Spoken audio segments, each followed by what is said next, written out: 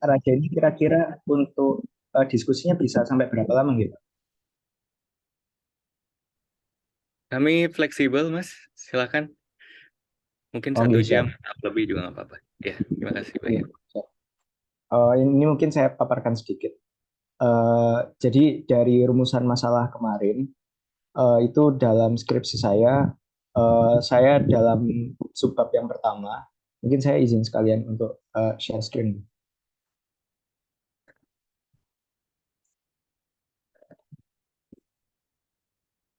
Apa sudah bisa terlihat?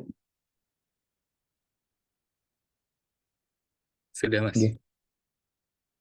Jadi untuk subbab saya yang pertama, saya ingin membuktikan dalam Undang-Undang Perjanjian Internasional itu terdapat kekaburan norma, ada konflik norma, dan adanya kekosongan norma.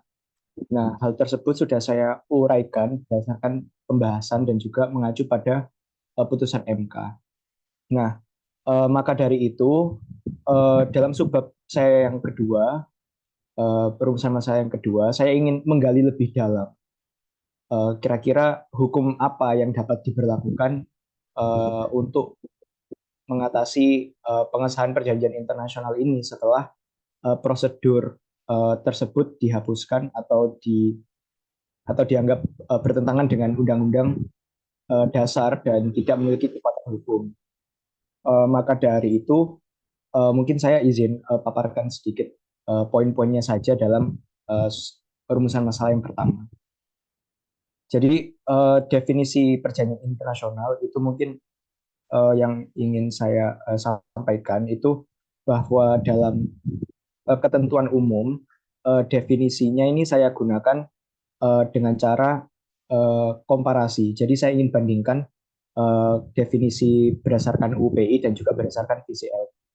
Nah, di antara kedua definisi ini memang ada persamaan dan juga perbedaan. Mungkin perbedaan yang pertama bahwa dalam UPI itu tidak disebutkan subjek hukum yang dapat melakukan perjanjian internasional.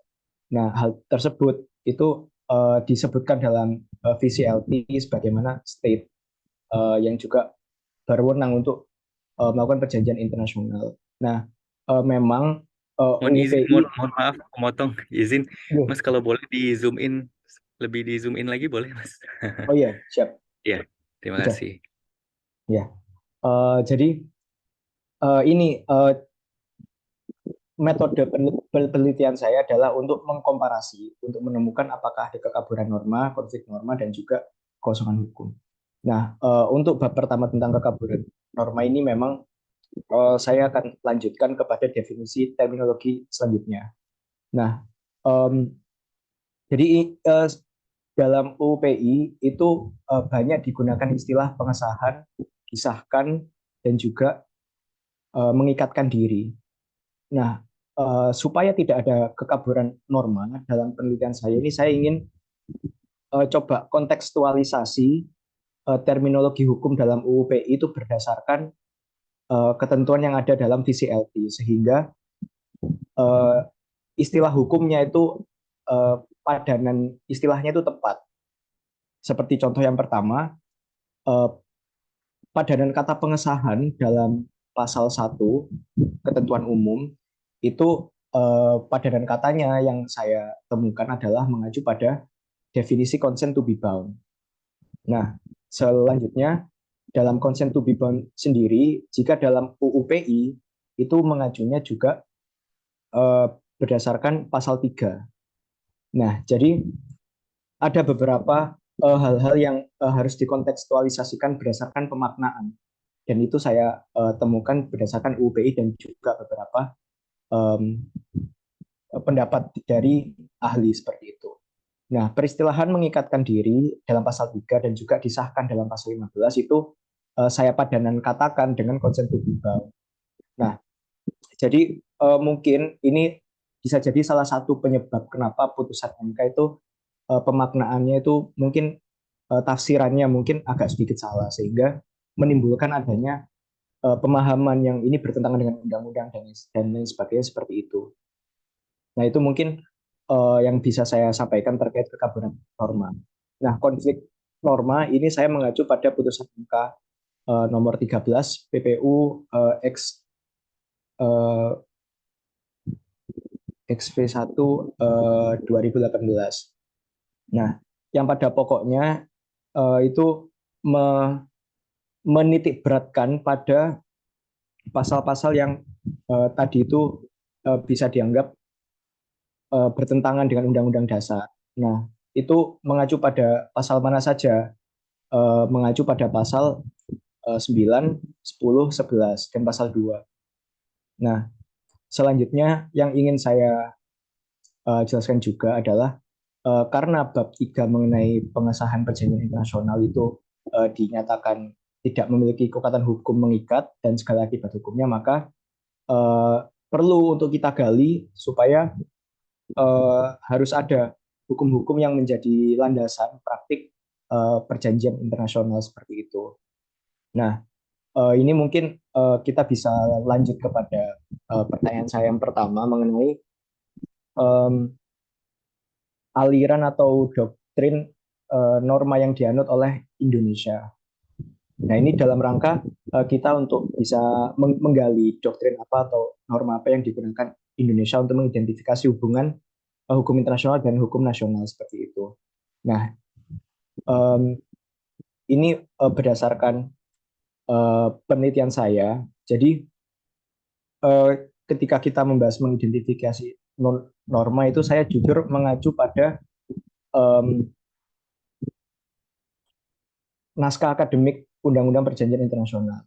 Nah, dalam situ memang disampaikan bahwa Indonesia tidak spesifik mengatur secara normatif, namun dalam praktiknya Indonesia menggunakan uh, dua doktrin tersebut, dualisme dan juga monoisme, karena instrumen ratifikasinya menggunakan undang-undang dan juga peraturan presiden seperti itu. Itu tafsiran saya berdasarkan naskah akademik dan juga praktik yang berlaku. Mungkin yang ingin saya tanyakan ke Pak Raja, um, apakah pandangan tersebut itu seperti apa tanggapan? Terima kasih.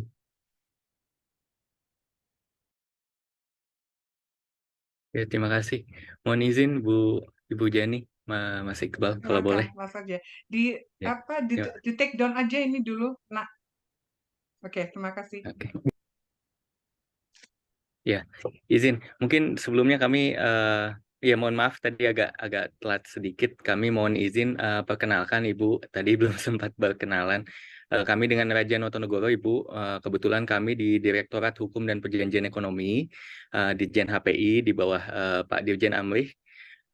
Dan kami kebetulan kami mungkin pertama-tama kami izin menyampaikan permohonan maaf dari Ibu Sesdijen kami yang berhalangan hadir.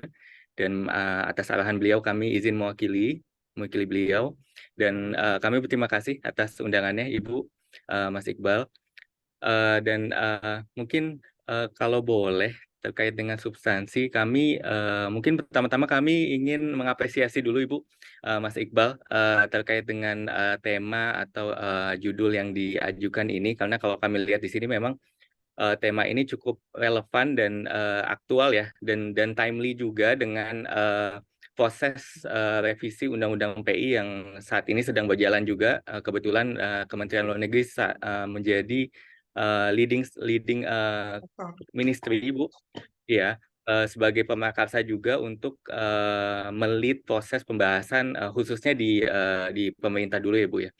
Dan iya, dan dia cukup timely juga karena saat ini kalau boleh kami sedikit update juga Bu, prosesnya saat ini kita sedang dalam proses panitia antar kementerian. Jadi sedang dalam pembahasan antar KL, jadi draftnya juga sudah ada, naskah akademiknya sudah ada, dan saat ini sedang dalam pembahasan yang pada prinsipnya adalah perubahan ini diarahkan untuk perubahan yang sifatnya hanya terbatas saja, Ibu, Mas Iqbal. Jadi memang hanya secara materi cukup fokus kepada putusan MK ini, sesuai mandat dari Prolegnas juga. Jadi memang cukup relevan juga apa yang diajukan oleh Mas Iqbal ini. Dan mungkin sebelum kami izin menjawab pertanyaan yang pertama tadi terkait dengan monisme dan dualisme ya di dalam praktiknya begitu. Mungkin kami sedikit bertanya dulu begitu, kalau boleh Ibu Mas Iqbal. Karena kan kalau di putusan Mahkamah Konstitusi ini sebetulnya putusan dari MK ini intinya adalah menganggap pasal 10, pasal 11 ini bukannya tidak bertentangan ya, tapi lebih kepada dianggap bertentangan dengan Undang-Undang 1945 dan tidak mempunyai kekuatan hukum mengikat, tapi ada kalimat selanjutnya yaitu sepanjang ditafsirkan bahwa ini dianggap bahwa sepanjang ditafsirkan kriteria yang ada di kriteria yang ada di Undang-Undang PI itu yang ada A sampai G kalau tidak salah ya, pasal 10 itu ya. Itu dianggap hanya kriteria itu saja yang menentukan apakah suatu perjanjian internasional itu perlu disahkan melalui persetujuan DPR atau tidak. Jadi mungkin yang perlu menjadi catatan bersama adalah sebetulnya pasal 10 dan pasal 11 khususnya terkait dengan pengesahan itu kalau dalam pandangan kami tidak memutuskan bahwa putusan MK itu tidak memutuskan bahwa pasal 10 dan pasal 11 itu tidak berkekuatan hukum, tapi dianggap inkonstitusional bersyarat. Jadi dianggap inkonstitusional apabila ditafsirkan sebagaimana tadi kami sampaikan. Jadi sebetulnya memang ada ruang di situ untuk mengisi kekosongan hukum yang ditinggalkan oleh putusan MK ini kalau yang kami lihat. Jadi untuk mungkin itu sedikit pandangan dari kami terkait dengan putusan MK tersebut. Lalu yang kedua terkait dengan pertanyaan langsung tadi oleh Mas Iqbal. Iya betul yang disampaikan oleh Mas Iqbal tadi.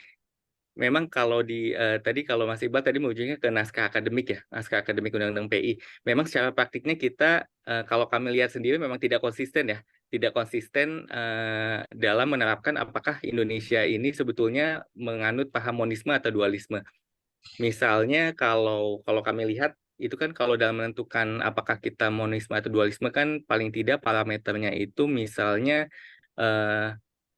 kedudukan dari hukum internasional dalam hukum nasional. Nah, kalau di kita sendiri kan di Undang-Undang 1945 itu tidak ada ya. Jadi tidak ada mengatur secara tegas bahwa misalnya perjanjian internasional itu di atas atau di bawah dari perjanjian internasional, hukum nasional. Dan juga tidak ada ketentuan terkait dengan apakah hukum internasional merupakan satu kesatuan dari hukum nasional. Jadi sebetulnya kan dalam hukum nasional kita sendiri, khususnya dalam konstitusi kita sendiri, itu tidak mengatur. Lalu mungkin yang inkonsistensi ini juga dalam praktiknya bisa dilihat juga terkait dengan praktik transformasi dan inkorporasi juga di kita. Misalnya kalau tidak salah undang-undang terkait arbitrase itu kan isinya memang mengadopsi dari New York Convention. Sedangkan itu kan jadi kita melihatnya sebagai bentuk transformasi. Jadi New York Convention disahkan melalui peraturan presiden atau Kepres, kami kurang ingat, lalu ditransformasi kembali dengan undang-undang yang secara khusus mengatur terkait dengan substansi tersebut. Jadi kita melihat ada transformasi di situ. Sedangkan kita juga ada praktik inkorporasi. Misalnya kalau dalam ingatan kami, contohnya UNCLOS mungkin. Jadi UNCLOS itu setelah sudah disahkan dengan undang-undang pengesahan yang isinya hanya 2 pasal itu, yang cukup template undang-undang pengesahan di mana memang hanya ada 2 pasal itu, kita menganggap isi dari UNCLOS itu sudah menjadi bagian dari hukum nasional kita. Jadi memang dalam praktiknya kita juga tidak konsisten. Namun kalau kami lihat sendiri dalam VCLT atau Vienna Convention on Law of Treaties yang memang menjadi panduan utama terkait dengan pembuatan perjanjian internasional di lingkup hukum internasional sendiri juga menyerahkan ke masing-masing negara apakah kita menganut monisme atau dualisme. Yang mungkin juga Mas Iqbal juga sudah sempat baca juga ya. Walau misalnya memang pasal 27 itu kan ada keterkaitan antara ketentuan yang paling tidak menyinggung keterkaitan antara hukum internasional dan hukum nasional. Namun pasal tersebut juga tidak serta-merta mengatur bahwa hukum internasional itu lebih tinggi atau lebih rendah begitu. Jadi memang hukum internasional sendiri khususnya VCLT juga tidak mengatur ya atau tidak mewajibkan suatu negara itu menganut paham tertentu. Dengan dasar-dasar ini kalau kami lihat memang kita lebih apa ya sebetulnya hybrid di mana ini juga sesuai dengan politik luar negeri kita. Jadi karena politik luar negeri kita ini politik bebas aktif yang memang tidak tidak berpihak kepada siapa-siapa ya. Ini bergantung pada hukum nasional kita. Ini juga terefleksikan dalam hal kita menentukan apakah kita monisme dualisme. Mungkin pandangan kami seperti itu terkait dengan ini. Terima kasih. Ya, terima kasih banyak Mas atas jawabannya. Itu juga sekaligus menjawab pertanyaan saya yang kedua. Mungkin ada beberapa follow up pertanyaan yang ingin saya ajukan. Mungkin tadi sempat dibahas mengenai kita menggunakan cara yang hybrid. Nah, itu juga menurut pandangan saya itu juga cara yang menurut saya paling convenient karena sebagaimana juga diatur dalam Undang-Undang BI, perbedaan antara instrumen ratifikasi undang-undang dan peraturan presiden itu berdasarkan muatan materi atau isi dari perjanjian tersebut. Nah, mungkin yang ingin saya tanyakan itu terkait ini adanya inkonsistensi tersebut itu mungkin disebabkan karena apa? Karena dalam beberapa contoh yang bisa saya berikan seperti ada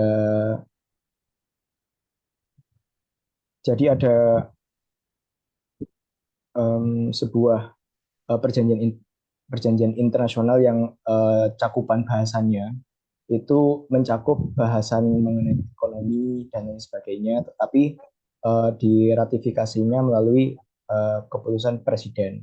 Memang itu secara normatif dalam UU PI memang sedemikian rupa. Namun dalam Undang-Undang Dasar ketika berkaitan dengan hal-hal yang menyangkut hak-hak dasar dari masyarakat itu harus melalui undang-undang seperti itu. Mungkin saya ingin menggali lebih dalam kenapa ada inkonsistensi tersebut. Iya, izin. Kalau menurut saya mungkin ini juga terkait dengan nature dari perjanjian internasional yang sifatnya itu variatif ya. Jadi ada perjanjian internasional yang memang punya direct effect. Jadi ketika kita ratifikasinya sudah menyampaikan consent to be bound itu, perjanjian internasional itu secara implementatif ya, secara praktik itu memang bisa diberlakukan.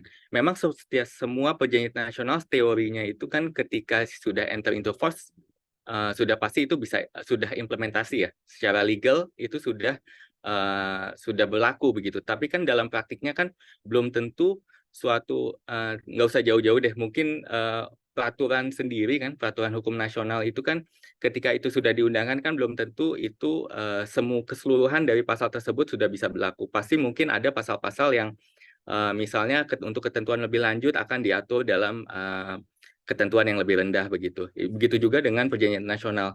Jadi memang ada perbedaan nature dari perjanjian internasional yang memang berbeda-beda, yang cukup variatif, yang memang membuat perlu adanya pertimbangan khusus bagi pemerintah untuk menentukan apakah suatu perjanjian internasional ini bisa berlaku secara langsung atau perlu ditransformasi dulu dan sebagainya begitu. Mungkin itu salah satu salah satu pertimbangan kita juga dalam menentukan apakah dalam sebagai dasar inkonsistensi ini, begitu sesuai pertanyaan dari Mas Iqbal. Ya, Mas. Sangat menjawab sekali. Mungkin saya izin follow up juga. Yang menentukan atau yang membuat pertimbangan khusus dan yang menentukan bahwa perjanjian ini akan melalui instrumen ratifikasi undang-undang atau peraturan presiden itu kan berdasarkan UU PI. Namun dalam praktiknya ada beberapa pertimbangan lain itu. Nah, kira-kira yang memutuskan bahwa perjanjian internasional ini diratifikasi melalui undang-undang atau diratifikasi melalui peraturan presiden itu siapa nih, Mas? Ya, izin kalau terkait dengan ini biasanya kalau boleh kami share sedikit ya terkait dengan prosedur pengesahan itu. Biasanya kalau dari awal dalam praktiknya itu misalnya sebagai contoh perjanjian FTA, kalau mungkin Mas juga pernah dengar ya terkait dengan FTA, Free Trade Agreement misalnya, itu terkait dengan perjanjian perdagangan bebas yang sebagaimana diketahui perdagangan bebas ini kan sebetulnya kan leading ministry-nya adalah Kementerian Perdagangan. Karena memang perdagangan internasional itu merupakan isu teknis yang di bawah tupoksi atau tugas fungsi dari Kementerian Perdagangan. Biasanya kalau secara praktik itu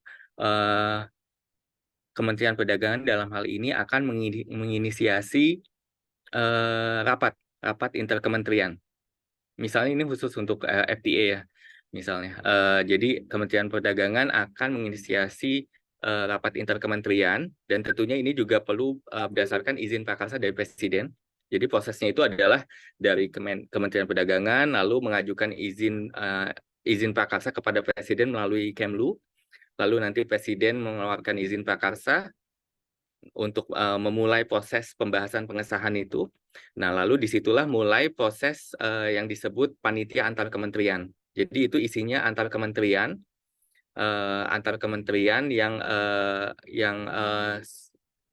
yang wajib ada itu biasanya KL Pemakarsa, yaitu misalnya Kementerian Perdagangan dalam hal ini untuk FTA, lalu Kemlu, lalu Setnek, Setkap, Kumham.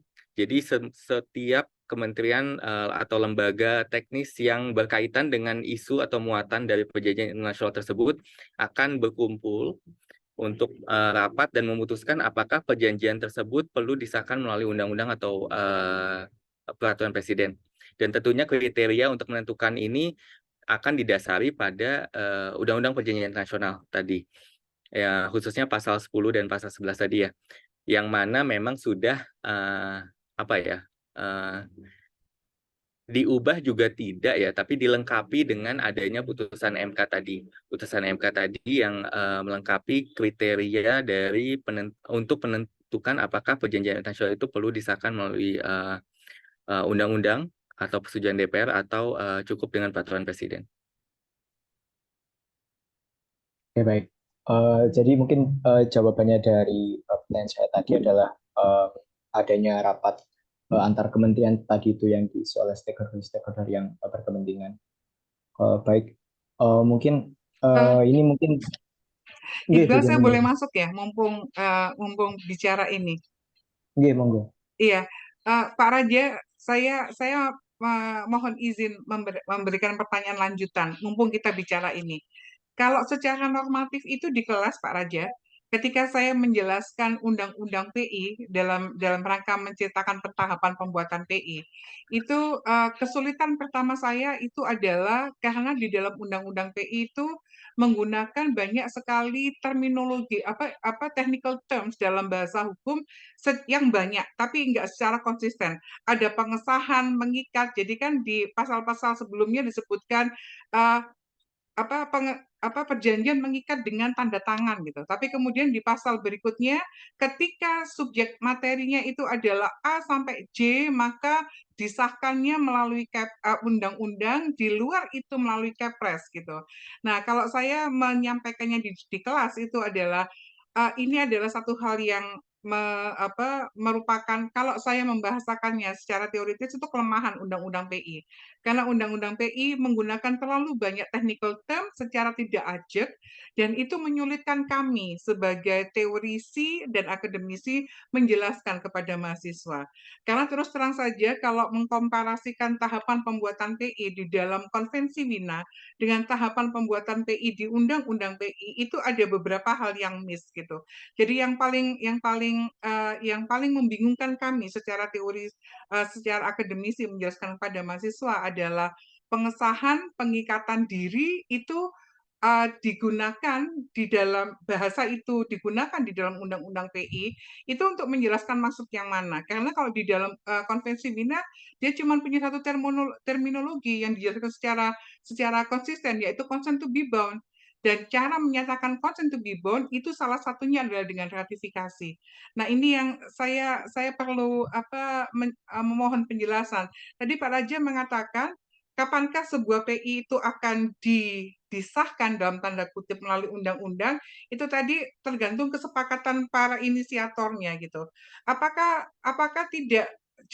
jawabannya itu tidak tergantung pada substansinya? Kalau substansi PI itu A sampai J, maka dia akan dengan undang-undang. Tetapi kalau substansinya itu di luar A sampai J, maka dia akan jadi kepres. Itu seperti apa, Pak Raja, penjelasannya? Terima kasih. Iya, izin. Terima kasih Bu pertanyaannya. Iya, memang sebelumnya terima kasih juga Bu. Kami juga mengingatkan kembali, Ibu juga mengingatkan kembali kepada kami selaku praktisi juga Bu, bahwa memang ada inkonsistensi penggunaan terminologi dalam Undang-Undang PI. Memang kalau ya sebagaimana Ibu sampaikan tadi, kalau di VCLT itu kan cukup jelas ya Bu, consent to be bound itu adalah pengingatan diri begitu. Sedangkan di Undang-Undang PI ada pengesahan. Dan ini juga sebetulnya adalah salah satu pertimbangan juga dalam revisi Undang-Undang PI kita juga Ibu. Khususnya juga termasuk apakah pengesahan termasuk untuk menjawab atau meluruskan apakah pengesahan itu adalah tindakan eksternal atau internal. Jadi karena kan di sini kan kalau di Undang-Undang PI sebetulnya cukup rancu kalau kami lihat di Undang-Undang PI, di mana kalau tidak salah kata-kata yang ada di secara tekstual yang ada di perjanjian di Undang-Undang PI adalah pengesahan dilakukan melalui undang-undang begitu. Sedangkan sebetulnya kan kalau kita merujuk ke VCLT ya, yang biasa diadopsi oleh hampir seluruh negara di dunia ini begitu. Pengesahan itu kan sebetulnya pengesahan adalah tindakan eksternal. Jadi ketika kita menyampaikan instrumen ratifikasi atau instrumen aksesi atau instrumen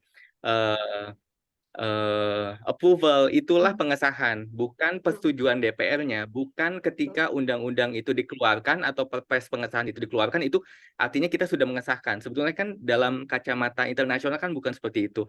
Itu sebetulnya adalah salah satu pertanyaan juga atau salah satu isu yang ingin kita luruskan juga dalam revisi Undang-Undang PI yang saat ini sedang dibahas juga di antar panitia kementerian untuk meluruskan hal tersebut juga Ibu.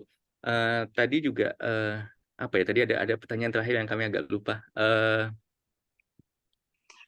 Penentuan apakah bajunya akan jadi undang-undang atau bajunya akan jadi kepres, itu kalau menurut Undang-Undang PI yang sekarang, itu penentunya adalah substansinya.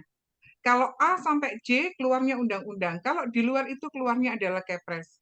Jadi ini yang ingin saya cross check lagi dengan pernyataan Pak Raja tadi, bahwa yang menentukan sehubungan dengan Iqbal tadi menanyakan, kalau yang menentukan akan jadi undang-undang sama kepres apanya gitu. Itu mohon saya diklarifikasi. Terima kasih. Ya, terima kasih Bu. Iya Bu, betul. Kalau dalam praktiknya kita memang mengacu dalam menentukan apakah perjanjian internasional itu perlu disahkan melalui undang-undang atau undang-undang atau peraturan presiden, mengacu kepada kriteria yang tadi yang pasal sebut. Tapi dengan adanya putusan MK ini memang memberikan suatu tantangan tersendiri juga untuk dalam hal ini kami pemerintah begitu untuk menentukan apakah untuk menentukan kriteria tersebut begitu. Karena kan kriteria yang baru yang dikenalkan atau di apa ya, sebetulnya bukan hal yang baru ya, karena ini kan merujuk kepada Undang-Undang Dasar, di mana kriteria yang baru ditambahkan ini adalah menimbulkan akibat yang luas, dan mendasar bagi kehidupan rakyat yang terkait dengan beban keuangan negara dan sebagainya. Itu jadi dalam praktiknya sudah menjadi praktik bagi kami untuk menentukan apakah suatu perjanjian internasional itu disahkan melalui undang-undang atau peraturan presiden. Jadi ini juga sesuai. Jadi kami berusaha untuk untuk konsisten dengan putusan MK, maaf, terkait dengan adanya kriteria tersebut begitu. Jadi mungkin kalau sebelumnya lebih mudah ya, kalau misalnya MOU perjanjian lingkungan, di mana lingkungan tersebut juga sudah masuk ke dalam kriteria yang A, B, C, D itu sudah pasti undang-undang begitu. Kalau sekarang belum tentu begitu. Apakah itu mengakibatkan akibat yang luas atau tidak begitu. Itu jadi ada kriteria yang memang cakupannya sendiri juga cukup luas karena tidak ada definisi khusus apa yang dimaksud dengan mengakibatkan akibat yang luas begitu. Dan juga karena di sini juga kalau dari sisi sisi tekstual, sisi legalnya juga kan ada kata-kata dan atau. Lalu di situ juga ada beberapa koma di situ. Itu juga hal-hal legal, hal-hal teknis legal begitu yang kami juga saat ini sedang dalam pembahasan untuk memastikan nanti revisi Undang-Undang PI yang nantinya akan dikeluarkan itu sesuai begitu dengan amanat dari konstitusi. Mungkin demikian, Ibu. Iya, Iqbal, saya boleh Pak Raja dan Iqbal, saya minta izin untuk melanjutkan ya. Saya paham Ya, Pak Raja bahwa selama ini yang membuat iritasi DPR adalah merasa bahwa kewenangan membuat undang-undang itu ada pada legislatif dan presiden dan kan yang mengesahkan undang-undang itu adalah presiden dan DPR kan ya. Nah, selama ini DPR itu mungkin ada 2-3 kali di tahun-tahun sebelumnya DPR itu pernah datang ke Unair, ke rektorat gitu untuk meminta masukan ini. DPR merasa hal-hal yang berkaitan dengan budget negara yang diperjanjikan melalui perjanjian nasional itu seringkali DPR merasa saya dilewatin, harusnya itu kewenangan saya. Hal-hal seperti itu mungkin, dan saya pikir bijaksana ketika dalam rangka merevisi Undang-Undang PI ini hal itu dimasukkan. Hanya kemudian sebetulnya menurut saya Pak Raja, kalau seorang Sekemlu sudah memahami bahwa pengesahan yang dimaksudkan dalam Undang-Undang PI itu adalah pengesahan eksternal, sebagaimana kalau biasanya saya menjelaskan kepada mahasiswa saya, proses ratifikasi itu uh, prosesnya multiple. Selesai di meja perundingan, PI-nya concluded, katanya konvensi Wina, bawa pulang ke negara masing-masing, selesaikan menurut konstitusi negaramu. Saya tidak tahu apa-apa. Begitu kamu selesai secara internal, keluarnya adalah ada instrumen ratifikasi kan. Nah, itu yang katanya Vienna Convention sebagai pengesahan. Nah, nanti instrumen ratifikasinya tinggal diapain? Di exchange, di deposit, atau di announce. Kan tinggal begitu. Nah, mungkin pemahaman seperti bahwa proses internalnya ini loh, itu yang digugat oleh MK kan. Padahal sebetulnya pengesahan yang dimaksudkan dalam Undang-Undang PI itu tidak sama seperti yang dimaksudkan di dalam pemahamannya orang yang menggugat MK itu. Setuju nggak Pak Raja? Iya, kami setuju, Bu. Dan ini yang kami ingin luruskan juga dari revisi Undang-Undang PI ini. Iya, Boleh betul. tahu meluruskannya nanti seperti apa? Biar Iqbal nanti skripsinya nggak salah. Mungkin kalau detailnya kami kurang Masih dalam perlu proses ya ingat-ingat Pak lagi. ya? Tapi iya, masih dalam proses. Tapi salah satunya adalah misalnya kriteria yang menimbulkan akibat luas itu akan masuk lagi, lalu akan masuk ke dalam Undang-Undang PI, Bu. Itu yang masih dalam pembahasan. Lalu juga termasuk juga definisi pengesahan yang Ya, kita betul. ingin coba duplikasi dari Vienna Convention. Betul. Karena kan kalau yang ada saat ini kan ada elemen-elemen yang kurang yang ada di VCLT tapi tidak ada di Undang-Undang PI. Jadi kami ingin coba untuk mengadopsi apa yang diatur dalam VCLT. Lalu juga terkait dengan penyebutan pengesahan itu dilakukan oleh undang-undang begitu, Ya. atau dengan persetujuan DPR begitu. Itu hal-hal tersebut yang ingin kita ubah kata-katanya begitu untuk untuk merefleksikan pemahaman bersama bahwa sebetulnya pengesahan itu bukan yang dimaksud pengesahan itu adalah tindakan eksternal sesuai dengan apa yang kita pahami di Vienna sesuai VCLT Convention. begitu, Vienna Convention. Iya, Ini mungkin jadi hal-hal garis seperti bawah itu. ya Iqbal ya, bahwa pengesahan yang dituliskan di Undang-Undang PI itu adalah pengesahan eksternal. Rancunya adalah orang-orang yang tidak paham Vienna Convention menganggap pengesahan itu dalam kacamata tata negara, hukum tata negaranya Indonesia. Berantemnya di MK. MK pun bingung ngasih jawabannya seperti itu. Ketika kemudian MK mengatakan inkonstitusional bersyarat, itu juga menimbulkan kebingungan tersendiri loh. Bersyarat karena apa? Karena logikanya begini Pak Raja. Substansi PI itu lengkap, A sampai J ada di situ semua. Mari kita berpikir, ada nggak subtopik selain A sampai J? Nggak ada loh, Pak. Itu substansinya sudah sangat lengkap itu.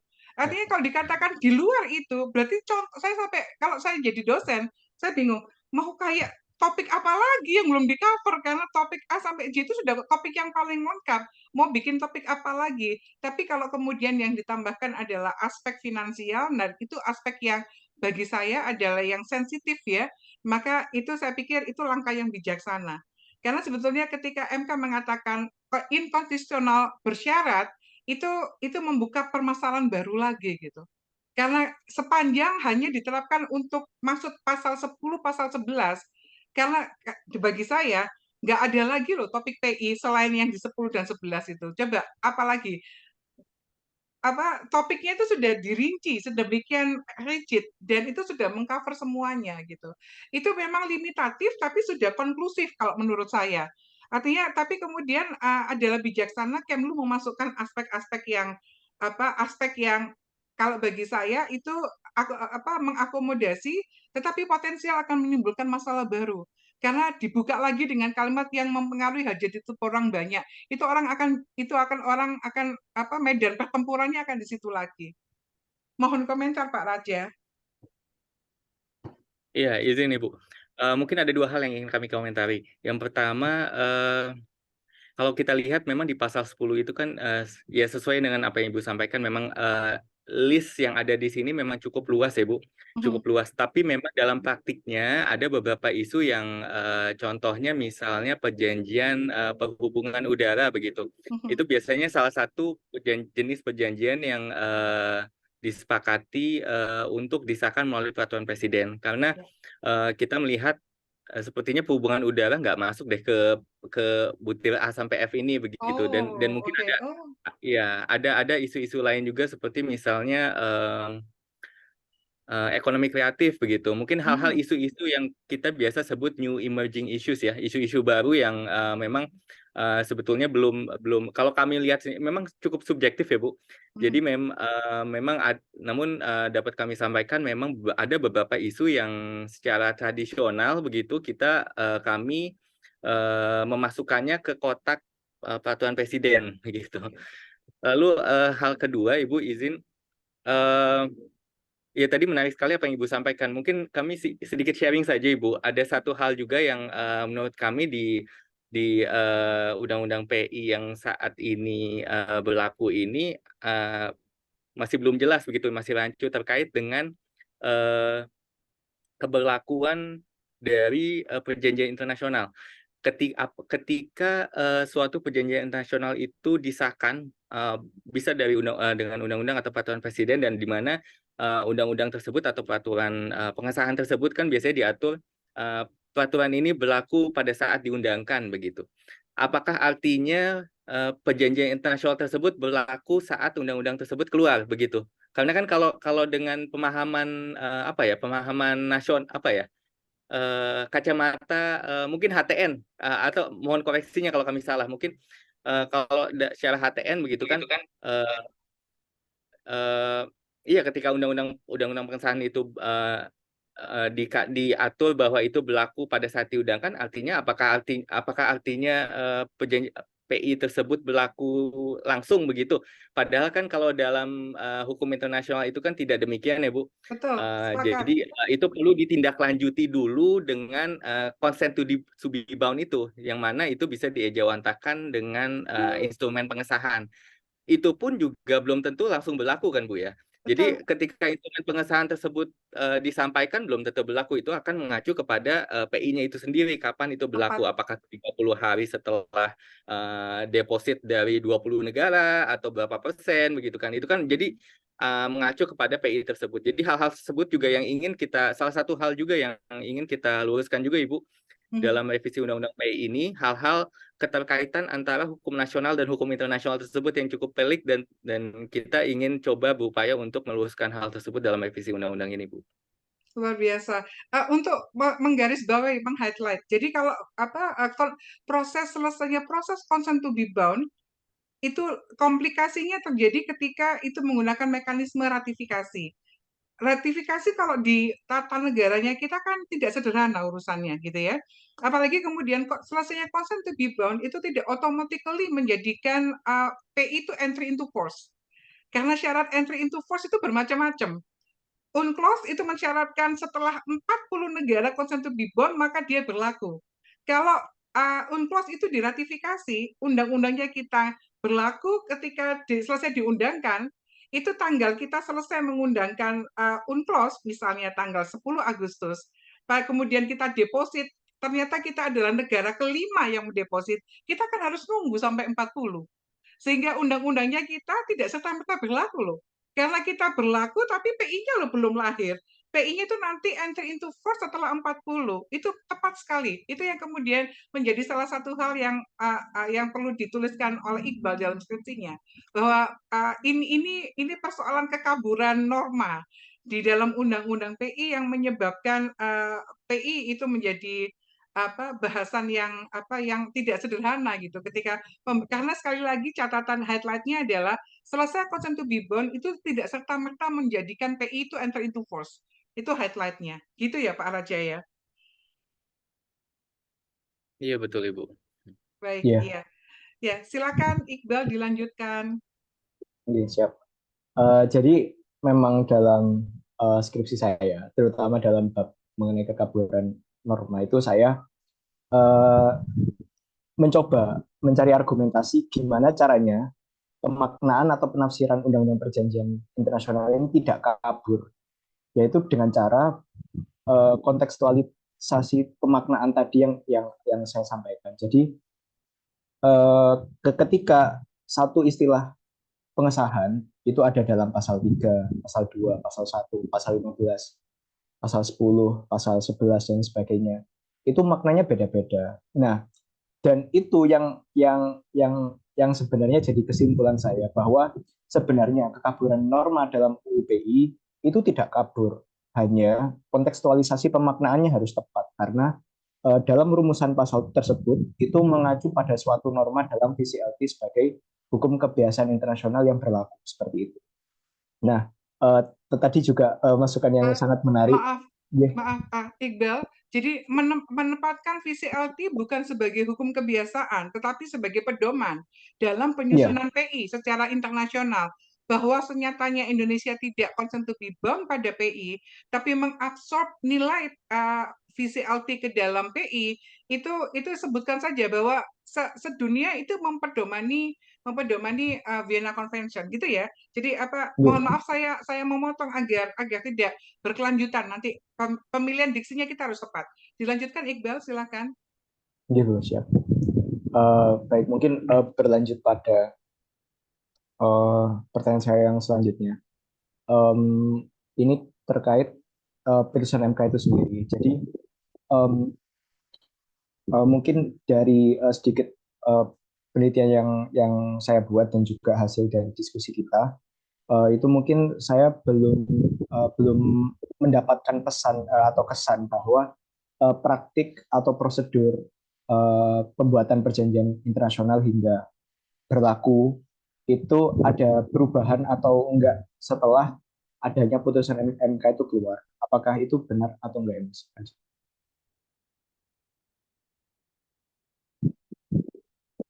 Iya. Ali, Izin. apakah suara Ya, saya putus-putus ya?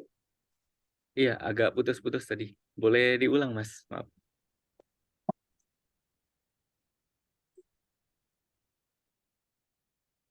Tadi terputus-putus, Mas.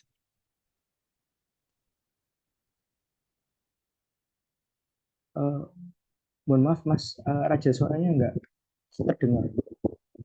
Tes. Oh iya, ya, Sudah. oke, sudah. Sudah. Oke. Ya, tadi terputus-putus, Mas. Maaf, boleh diulang, Mas? Oh boleh boleh. Jadi dari sedikit penelitian yang saya buat dan terkait prosedur administrasi, birokrasi dan sebagainya untuk membuat suatu perjanjian internasional itu saya dapat kesan bahwa tidak ada perubahan sebenarnya setelah ada putusan MK dan sebelum adanya putusan MK. Karena dalam putusan MK tersebut ada frasa selama dimaknai demikian sehingga sah-sah saja ketika prosedur yang sudah ada itu tetap dijalankan eh, sambil menunggu ada revisi dalam undang-undang PI tersebut. Apakah itu benar ya, Mas? Betul, Mas. Iya, memang sebagaimana tadi kami sampaikan di awal juga ya, Mas. Ya. Jadi sebetulnya kata inkonstitusional bersyarat itu merupakan kata kunci dari putusan MK tahun 2008 ini, khususnya keterkaitan dengan Undang-Undang PI. Karena di situ artinya adalah eh, pasal-pasal yang berlaku dalam Undang-Undang PI yang khususnya pasal 10, pasal 11 terkait dengan pengesahan ini tidak serta-merta eh, tidak berlaku begitu secara hukum, tapi dianggap tidak berlaku apabila ditafsirkan bahwa hanya kriteria itu saja yang digunakan untuk menentukan eh, suatu PI ini perlu disahkan melalui undang-undang atau peraturan presiden. Namun ada kriteria lain yang lebih besar begitu, lebih cakupannya secara skop yang merujuk kepada UUD 1945.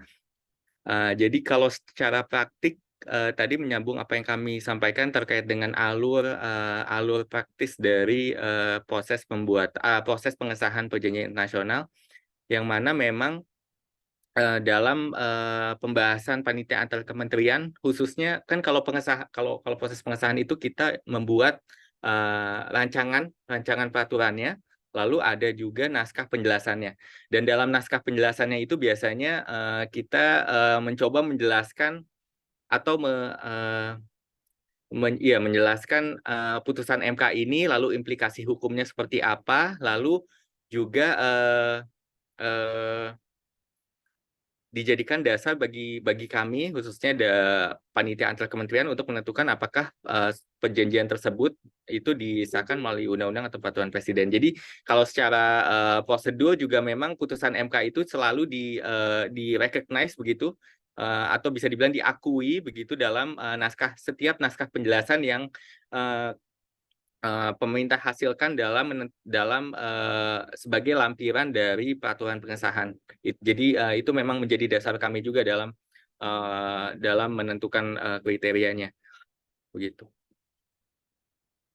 Oke, baik. Terima kasih banyak Mas atas jawabannya. Um, ini mungkin lanjut kepada ini ya,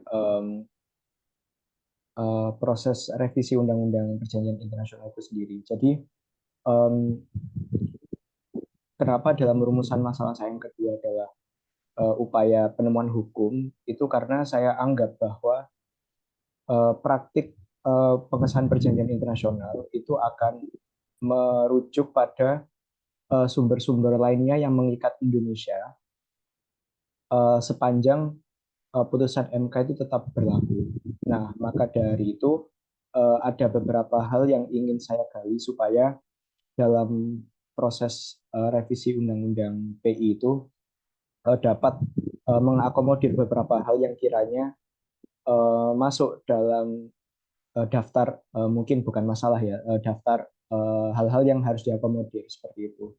Nah, ini mungkin yang saya kurang dapat berdasarkan studi literatur saja, itu adalah sebenarnya pemaknaan kepentingan nasional politik luar negeri bebas aktif itu dampaknya atau implementasinya itu seperti apa dalam proses perjanjian internasional? Karena mungkin tadi sempat disinggung mengenai ya kita juga bebas untuk menentukan mau menganut doktrin yang mana. Mungkin ada aspek-aspek lainnya yang saya lewat.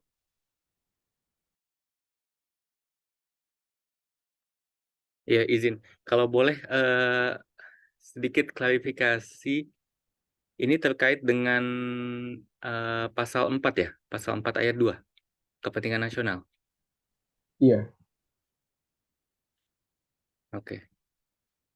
Iya, memang kalau kalau kalau dalam praktiknya, setahu kami memang kepentingan nasional ini secara legal atau secara apa ya, secara regulasi tidak ada definisinya ya. Tidak definisi apa sih yang dimaksud dengan kepentingan nasional itu. Tapi kalau dalam praktiknya ini kami melihatnya case by case basis. Jadi tergantung isunya apa, sektornya apa, dan tentunya ini juga untuk menentukan apa yang merupakan kepentingan nasional kita ini secara praktik didasari pada pembahasan secara menyeluruh oleh setiap stakeholders terkait. Tidak hanya tidak hanya unsur pemerintah, namun juga unsur-unsur swasta juga yang biasanya kita libatkan juga dalam menentukan apa yang disebut dengan kepentingan nasional ini. Mungkin semoga menjawab ya, Mas. iya Mas, sangat menjawab. Eh, Oke, dari kepentingan nasional tersebut karena sifatnya case by case basis dan juga keputusan apa yang menjadi kepentingan nasional itu berdasarkan rapat antar kementerian atau pejabat yang diberikan kewenangan untuk menentukan hal tersebut, apakah ada suatu cara supaya mungkin peneliti seperti saya ini dapat mengukur apakah ada kesesuaian antara kepentingan nasional tersebut dalam cara kita melakukan perjanjian internasional itu mungkin ada tanggapan.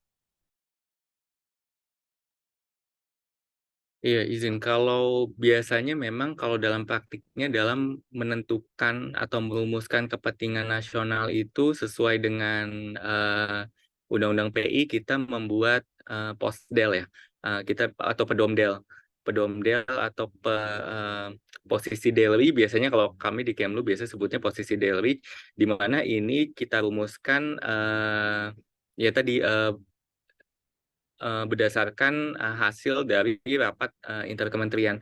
Jadi biasanya setiap kita sebelum berunding itu kita rapat dulu, biasanya per isu juga, dan menyusun posdel-posdelnya. Posdelnya sendiri juga ada format khusus, termasuk dari segi tidak hanya segi format juga, tapi juga dalam menyusun substansinya juga ini ada aturannya tersendiri. Kebetulan kami di Kemlu juga baru keluar peraturan Menteri Luar Negeri terkait dengan penyusunan pedomdel. Ini kalau tidak salah keluar di tahun 2021. Jadi Undang-Undang PI ini kalau boleh ini agak sedikit melenceng tapi mungkin sharing saja. Jadi Undang-Undang PI ini sebelum tahun 2021 kalau tidak salah belum pernah ada peraturan pelaksana dari Undang-Undang PI. Tapi pada tahun 2021 ini kita mengeluarkan peraturan Menteri Luar Negeri, ada 3 terkait dengan pedomdel, lalu surat kuasa, full power, lalu juga terkait dengan kredensial, surat kepercayaan. Ini 3 hal yang kami coba atur lebih lanjut khususnya untuk melaksanakan aturan-aturan yang ada di Undang-Undang PI. Lalu juga kemarin tahun 2022 atau 2023 awal tahun kami juga baru mengeluarkan Permenlu terkait dengan treaty room, penyimpanan naskah perjanjian internasional. Jadi saat ini ada 4 peraturan pelaksana dari Undang-Undang PI yang sudah keluar begitu dan sudah berlaku. Ya mungkin itu Mas. Semoga menjawab. Kalau kurang menjawab boleh boleh di follow up. Terima kasih. Iya Mas. Sebenarnya mungkin dalam proses ininya, mungkin yang bisa saya pahami adalah untuk menyusun kepentingan nasional itu memang adalah forum atau dokumen yang tertutup dan tidak terbuka atau bisa diakses oleh publik.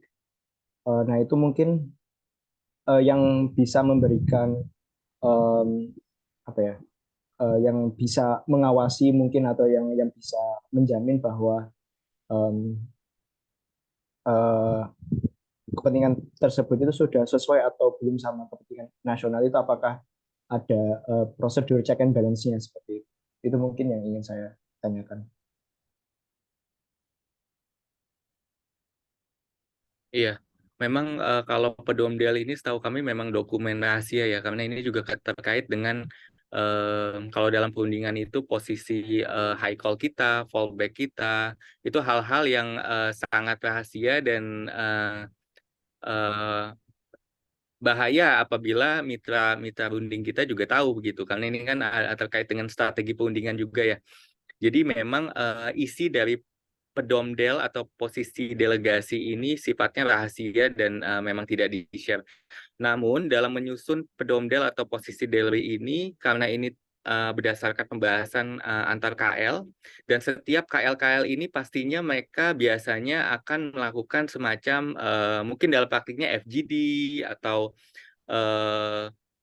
apa ya FGD lah begitu, yang biasanya memang mengundang unsur-unsur di luar pemerintah. Jadi disitulah kami mencoba untuk mempertimbangkan masukan-masukan dari unsur swasta begitu untuk merumuskan suatu posisi pemerintah Indonesia yang mencakup kepentingan nasional.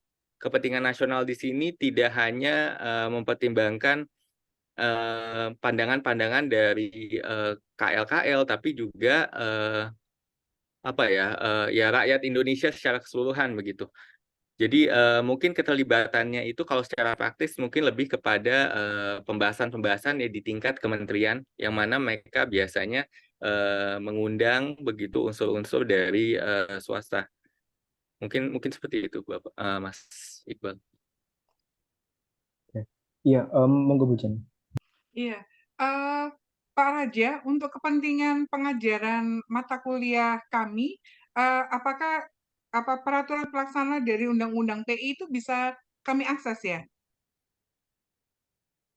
Bisa Ibu, seharusnya memang sudah apa ya, sudah publish di website kami ya JJDIH-nya. Tapi kalau Baik, kalau mungkin kurang atau sulit untuk diakses, kami bisa share secara terpisah begitu. iya. Kalau tidak salah ada di arsip kami, mungkin kami bisa share juga di Zoom chat ini ya Bu. Terima kasih banyak Pak Raja sebelumnya. Silakan dilanjutkan. Karena saya pikir itu akan sangat membantu Iqbal untuk menyelesaikan skripsinya untuk menyelesaikan kejumbuhan berpikir gitu. Karena ada beberapa hal dari Undang-Undang PI itu yang memang tampaknya perlu penjelasan lebih detail. Dan saya pikir Kemlu memerlukan penjelasan lebih teknis dari beberapa pasal tersebut, dan saya senang bahwa ada peraturan pelaksana berkaitan dengan Undang-Undang PI ini, yang saya sendiri baru tahu mendengar ini dari Pak Raja. Terima kasih Pak Raja sebelumnya atas sudah membuka akses untuk mendapatkan materi tersebut. Terima kasih. Iqbal, silakan dilanjutkan. Baik, terima kasih banyak juga Bu atas pertanyaannya. Ini mungkin pertanyaan terakhir saya ya, Mas ya. Mungkin selain berpedoman pada di hukum nasional, terutama selain pada Undang-Undang Perjanjian Internasional dan juga Undang-Undang Dasar yang mengatur terkait perjanjian internasional sendiri, itu apakah kiranya Kementerian Luar Negeri itu biasanya mengacu pada undang-undang apa, atau misalnya putusan MK atau sumber hukum lainnya yang bisa dijadikan acuan atau pertimbangan dalam prosedur pengesahan perjanjian internasional itu sendiri. Ya izin, kalau boleh, semoga saya nggak salah tangkap pertanyaan adalah apakah ada acuan lain dalam sebagai untuk prosedur pengesahan, Mas, atau bagaimana? Iya, prosedur pengesahan. Ya, kalau dalam praktiknya prosedur pengesahan kami memang hanya mengacu kepada Undang-Undang PI saja. Tapi memang karena proses pengesahan ini juga terkait dengan proses penyusunan peraturan perundang-undangan, begitu, kami juga mengacu kepada Undang-Undang 12 tahun 2011 ya, kalau tidak salah, terkait dengan penyusunan peraturan perundang-undangan dan perubahannya. Jadi memang kalau jadi ada dua undang-undang yang utama begitu sebagai acuan kami dalam proses pengesahan. Mungkin selain itu juga terkait dengan undang-undang perdagangan. Jadi undang-undang perdagangan itu kan mengatur secara khusus ada proses pra pengesahan. Ini juga menarik. Jadi ada proses mungkin kalau di undang-undang perdagangan tidak secara legal menyebutkan istilah pra pengesahan ya, tapi kami melihatnya itu sebagai secara prosedur itu kami melihatnya sebagai proses pengesahan pra pengesahan. Mungkin kalau Mas Iqbal pernah aware juga, jadi di undang-undang perdagangan itu kan khusus untuk perjanjian perdagangan yang dalam hal ini didefinisikan sebagai perjanjian yang menimbulkan akses pasar, meningkatkan akses pasar. Itu ada proses tersendiri khusus di mana itu perlu dikonsultasikan kepada DPR. Jadi itu yang biasa kami sebut sebagai proses pra pengesahan. Jadi proses sebelum proses pengesahan yang ada di Undang-Undang PI. Jadi mungkin itu tiga undang-undang ya, tiga undang-undang yang biasa kita acu. Yang satunya itu Undang-Undang Perdagangan khusus untuk perjanjian perdagangan internasional. Iya baik. Ini mungkin sedikit follow up. Jadi ini mungkin ada benang merahnya antara apa yang menjadi apa yang menjadi gugatan dalam Mahkamah Konstitusi dan juga apa yang diatur dalam Undang-Undang Perdagangan itu yang yang mungkin jadi banyak yang mungkin jadi pokok dari materi pengujiannya adalah yang berkaitan dengan perdagangan dan juga perekonomian yang juga tidak termasuk dalam kriteria-kriteria yang harus disahkan melalui undang-undang. Nah, apakah dalam um, gimana ya? Apakah karena itu juga berkaitan dengan wewenang DPR sebagaimana dalam proses pra pengesahan ya Mas. Pra pengesahan sebelum masuk ke prosedur di UPI itu sebenarnya juga apa yang juga menjadi kewenangan DPR itu juga diatur dalam Undang-Undang Dasar karena ada frasa yang digantikan dengan persetujuan DPR dengan frasa berkonsultasi dengan DPR. Nah, ini sebenarnya materinya adalah mengenai kewenangan bukan substansi dari undang-undang tersebut. Nah, kira-kira apakah kewenangan DPR apakah kewenangan DPR itu dimaknai sebagai persetujuan atau berkonsultasi terkait pengesahan UU PI itu? Iya, izin. Mungkin ini juga salah satu isu yang menjadi perdebatan hangat juga ya di kami juga. Apakah untuk menginterpretasikan putusan MK yang mengacu kepada Undang-Undang Dasar. Jadi tepat sekali apa yang disampaikan oleh Mas Iqbal tadi. Apakah apakah kewenangan DPR, apakah status dari ya, apakah sifatnya itu konsultasi atau hanya persetujuan? Karena kan memang secara legal beda ya. Kalau konsultasi ya dibawa saja ke DPR dipertimbangkan begitu atau sekedar notifikasi begitu. Sedangkan kalau persetujuan ya kalau DPR tidak setuju artinya ya tidak disahkan begitu. Itu memang karena implikasi legal yang berbeda itu hal-hal seperti ini juga perlu dikaji secara hati-hati ya. Namun hal ini memang masih dalam pembahasan. Tapi kalau secara pribadi, kalau tidak salah yang kami interpretasikan dari putusan MK itu sebetulnya persetujuan ya kalau tidak salah itu.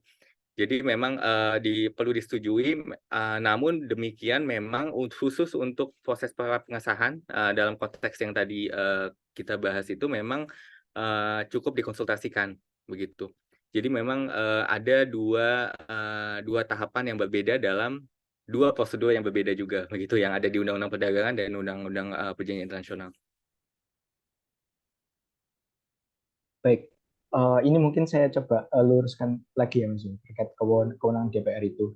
Jadi selama ada tiga istilah mungkin yang bisa menggambarkan kewenangan dari DPR yaitu persetujuan, berkonsultasi dan juga pengesahan.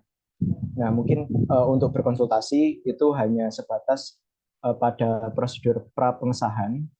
Untuk persetujuan itu sebagaimana diamanatkan dalam Undang-Undang Dasar.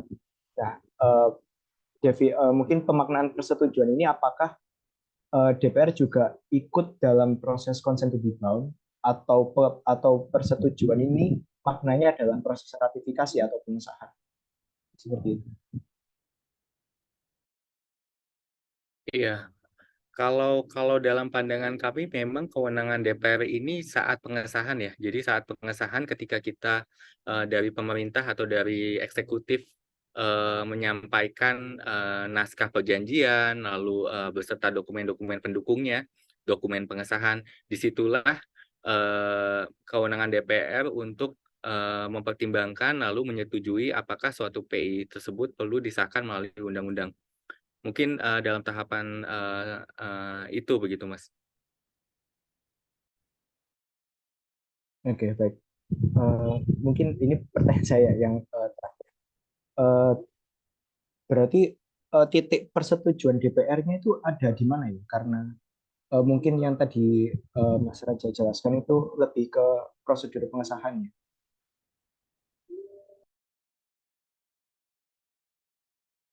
Iya, kalau tidak salah ya memang ini masih sebagaimana tadi kami sampaikan, memang dalam internal kami sendiri juga masih menjadi perdebatan yang hangat ya, Mas ya. Jadi memang dari sisi kami juga belum ada keputusan apakah bagaimana menginterpretasikan putusan MK tersebut. Karena misalnya kata-kata, kalau tidak salah ada kata dapat disetujui atau dapat dikonsultasikan. Kalau kami kurang ingat tepatnya seperti apa. Tapi kan kata dapat itu kan secara legal juga beda ya, may begitu, atau shall itu kan beda ya. Jadi kata-kata seperti itu yang perlu dikaji lebih lanjut begitu untuk memastikan kita jangan sampai salah menginterpretasikan amanat dari konstitusi gitu. Oke, siap-siap. Ini kira-kira untuk prosedur revisi Undang-Undang PI ini kira-kira rampung kapan ya, Mas? Kalau ada estimasi. Kalau targetnya jadi kan bulan ya kalau targetnya itu penyampaian ke DPR itu akhir tahun ini, Mas. Jadi akhir tahun ini karena kan ini kan masuk ke prolegnas 2020-2024. Dan rencananya dari sisi eksekutif dari pemerintah akan menyampaikan hasil dari pembahasan antar kementerian setelah tentunya setelah melalui proses harmonisasi dan sebagainya, lalu disampaikan ke DPR itu pada akhir tahun. Akhir tahun targetnya seperti itu. Jadi akhir tahun lalu dengan harapan bahwa perjanjian rancangan ini bisa dibahas di DPR pada tahun 2024. Jadi masuk ke prolegnas prioritas tahun 2024. Ya, Iya, monggo Bu Bu. Jenny. Mas Raja, Pak Raja, kalau naskah akademis RUU-nya boleh nggak saya baca gitu? Iya, izin Bu, seharusnya boleh ya Bu, tapi kami coba Oke, mintakan arahan pimpinan J, untuk J, memastikan iya, saja Bu. iya, Nah, baik karena ya. kami juga butuh sekali juga Ibu, begitu masukan-masukan dari Bu Jani, Mas Iqbal, dan Iya, teman-teman iya. di akademik juga Ibu, begitu. Iya, terima kasih Iya. Mas Arya. Kalau kalau saya kepentingannya meminta, kalau saya boleh membaca naskah akademis, itu nanti kepentingannya untuk bimbing Iqbal.